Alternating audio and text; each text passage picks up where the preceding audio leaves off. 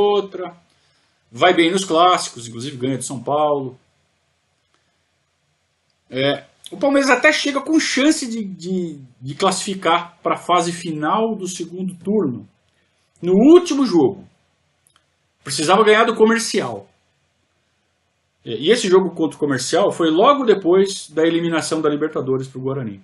Então, assim, foi uma semana muito intensa, em que tinha que ganhar do Guarani 3-0, tinha que ganhar do Comercial. O Palmeiras perdeu do Guarani e perdeu do Comercial em casa. Só que, assim, para o Palmeiras se classificar para a fase final do segundo turno, não significava seguir com chances ou ser eliminado. O Palmeiras, de fato, é eliminado do segundo turno e já tinha sido eliminado do primeiro turno. Mas tinha um monte de vaga que era distribuída para o terceiro turno, que, como eu falei, o terceiro turno era o que valia. Porque zerava tudo e só contava o terceiro turno para decidir quem era o campeão. E o Palmeiras estava muito dentro do terceiro turno pelo tal do índice técnico.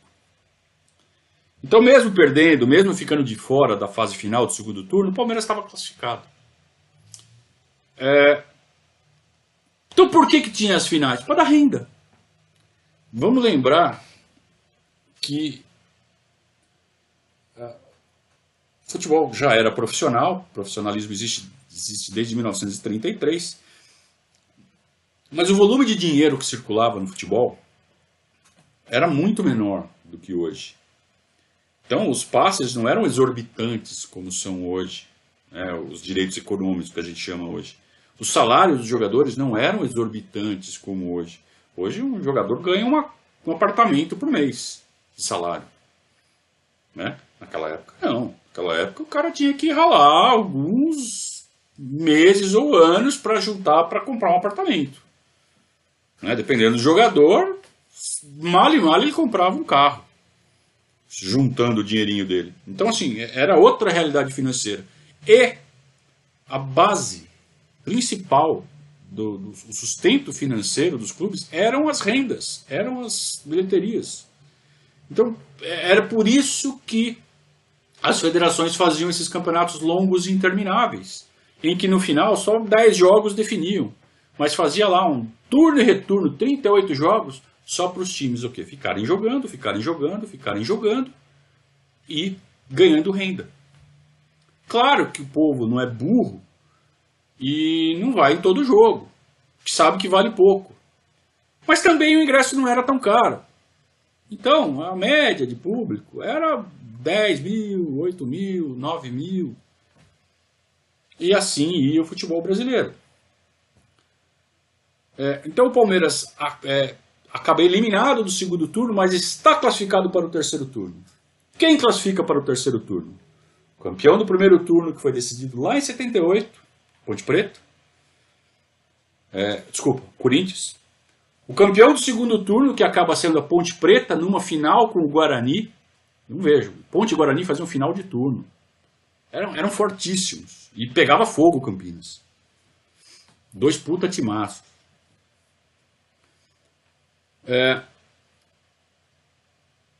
Só que tem um detalhe. Guarani e Ponte Preta foram para a final do turno, só que não tinha data para jogarem a final do turno. Porque o Guarani estava disputando a Libertadores junto com o Palmeiras. Então acaba o segundo turno bem nessa zona da Libertadores. O Guarani avançou, tinha que jogar a Libertadores. E não tinha como decidir quem ia ser o campeão, se Ponte Preta ou Guarani. Então o que eles fizeram? Eles fizeram um acerto. Ponte, você pega a vaga de campeão do segundo turno e o Guarani pega uma vaga de índice técnico, que, pela pontuação que tem, vai entrar de qualquer jeito. Então a Ponte ganha ali uma cabeça de chave e está tudo certo. O Guarani aceitou, falou, beleza. Olha aqui, várzea. Então o Guarani poderia ter disputado uma vaga com a Ponte Preta para ser o cabeça de chave. Os 2 campeões de turno iam ser cabeça de chave. Qual a vantagem do cabeça de chave? Só assim desse um empate, ia ter vantagem lá na frente só. Então o Guarani abre mão para não paralisar o campeonato. O Guarani abre mão. A Ponte entra como campeã do segundo turno. No final a Ponte acaba ganhando mesmo. Depois eles disputam. Esse jogo acaba acontecendo mais pra frente, só para decidir o campeão do turno. E a Ponte ganha. E eles ganham muita grana, né? Então você tem classificados. Voltando. Corinthians, Ponte Preta, campeão primeiro e segundo turno. Índice técnico. Guarani, Santos, São Paulo e Palmeiras. Então você já tem 6. Aí você tem classificados sem ter o menor mérito técnico, a não ser ter vencido um tal de torneio incentivo. Que? Torneio incentivo. Era uma espécie de Copa Paulista. Sabe essa que a federação faz para deixar todo mundo em atividade? Foi disputado lá atrás e ganharam as vagas o Paulista de Jundiaí e o Botafogo. Durante os turnos não fizeram nada. Mas já estavam garantidos porque tinha uma vaga lá do torneio incentivo lá atrás. Então, peraí.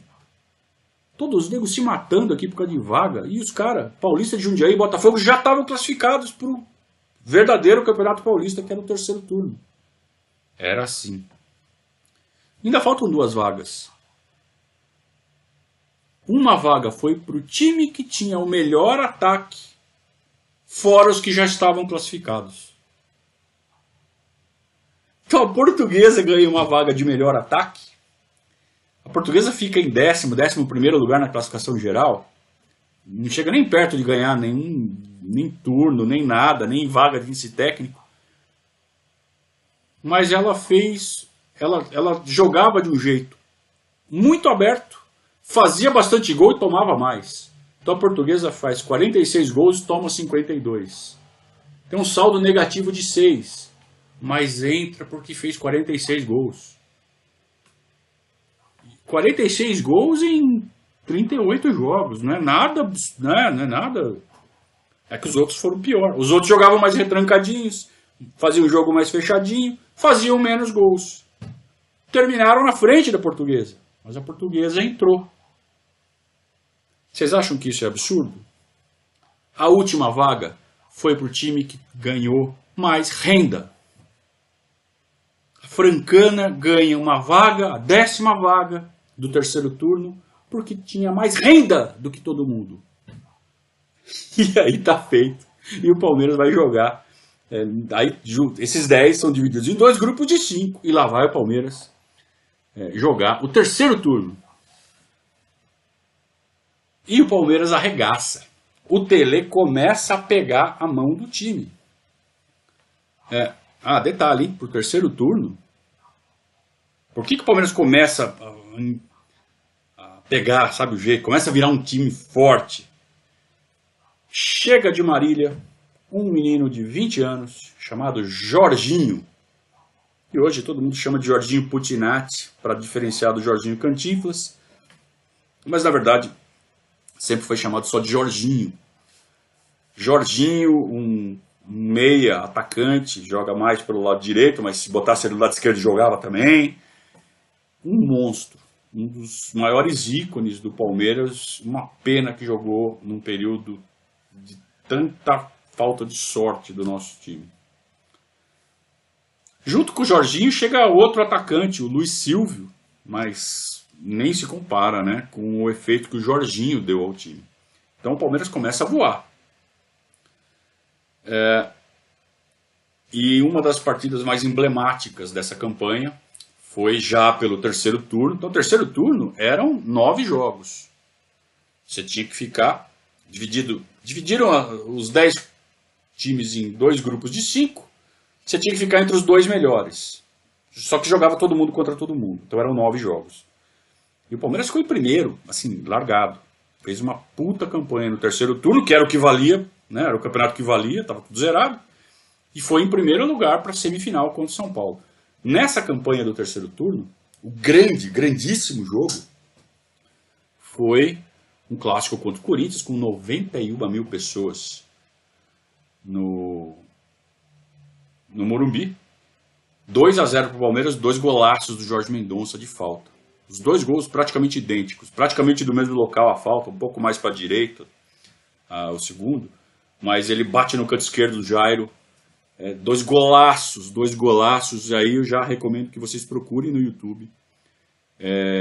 Palmeiras 2, Corinthians 0, 1978, Jorge Mendonça. Usem essa sequência aí para fazer a procura. Vocês vão achar a narração do Zé Carlos Cicarelli, outro monstro na narração de TV. É uma delícia de ouvir, é muito gostoso. E aí o Palmeiras chega na semifinal do terceiro turno, que é a semifinal do campeonato. Palmeiras em primeiro, São Paulo em segundo do outro grupo. E do outro lado jogaram Ponte Guarani, é isso? Já não me lembro, acho que foi Ponte Guarani de novo. Não estou bem lembrado. E o Palmeiras joga pelo empate. Morumbi com 112 mil pessoas. Aí eu me lembro.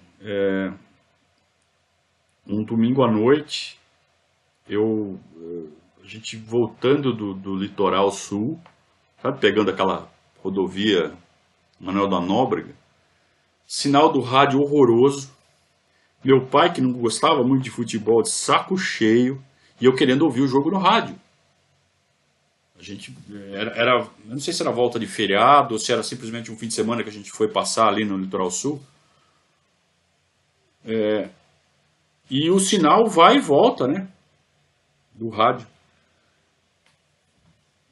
E o ritmo da locução do rádio, né? Meu pai ficava louco, cara, ele não aguentava. E minha mãe falava, deixa o menino, deixa o menino, deixa o menino. E eu enlouquecido dentro do carro.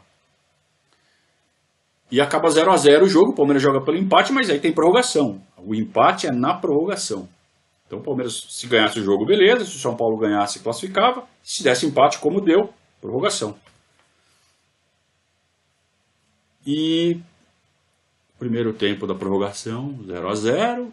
Segundo tempo da prorrogação, 5 minutos, 10 minutos. Falta só 5 minutos e o sinal começa a ir, voltar. E eu não escuto nada.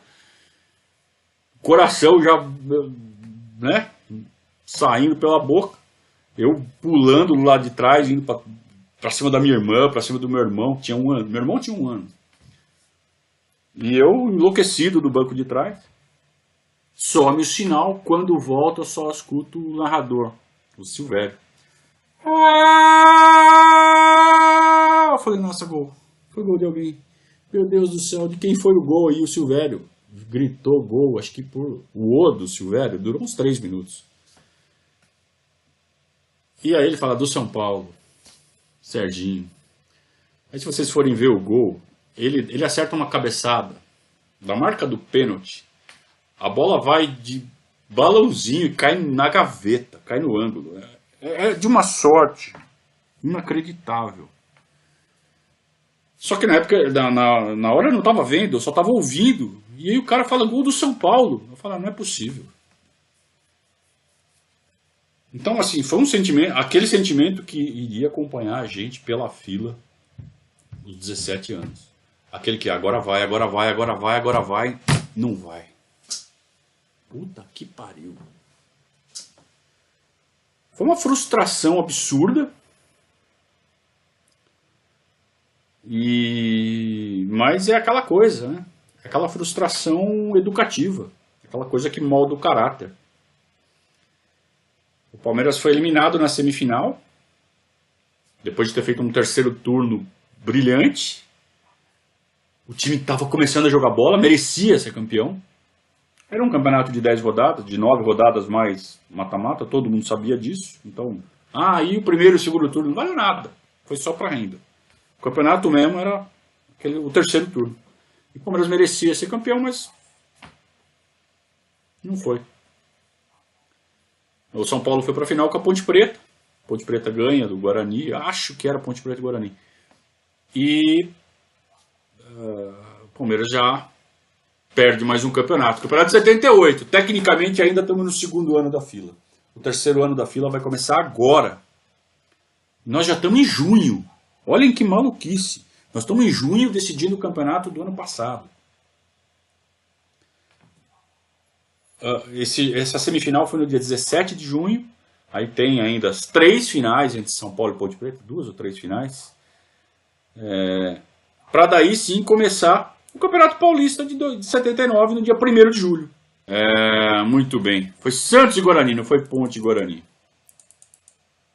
Então a final foi São Paulo e Santos. A final então não foi São Paulo e Ponte Preta. Acho que a final São Paulo e Ponte Preta foi 81, né? Não é isso? Ah, vocês estão aqui até me corrigindo aqui embaixo, já vi, isso mesmo. São Paulo e Santos foi a final de 79, no meio de 79, o campeonato de 78. E o Santos foi campeão. O time dos meninos da Vila, né? É claro. Eu já estou fazendo a confusão com a final de São Paulo e Ponte Preta em 81. Então é isso. É que eu só estudei a parte do Palmeiras. Então é isso. A final de 78, que foi no meio de 79, foi de São Paulo e Santos. Santos também muito forte. Será que eu consigo escalar o Santos? Vitor, Nelsinho Batista, Neto, Joãozinho, Gilberto Sorriso, Clodoaldo, Pita e Ailton Lira, Newton Batata, Juari e João Paulo. É isso? Acho que é isso. Foi o time campeão paulista em 78. Depois o Santos ia ser campeão em 84. E depois só foi ser campeão de novo com o Diego e Robinho em 2002. Eles pegaram uma fila feia também. É isso. Então esclarecido o Campeonato Paulista de 78. Agora vamos para 79. Para valer. Em julho. Em julho começa a 79.